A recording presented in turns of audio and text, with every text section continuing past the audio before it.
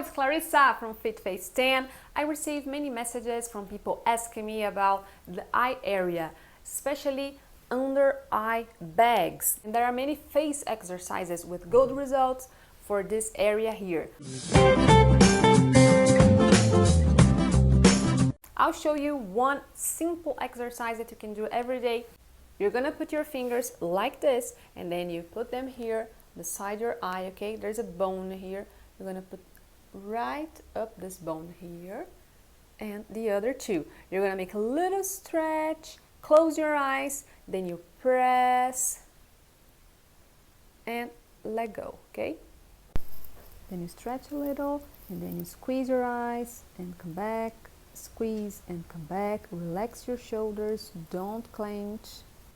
You can repeat this exercise 10 times and do it every day, okay?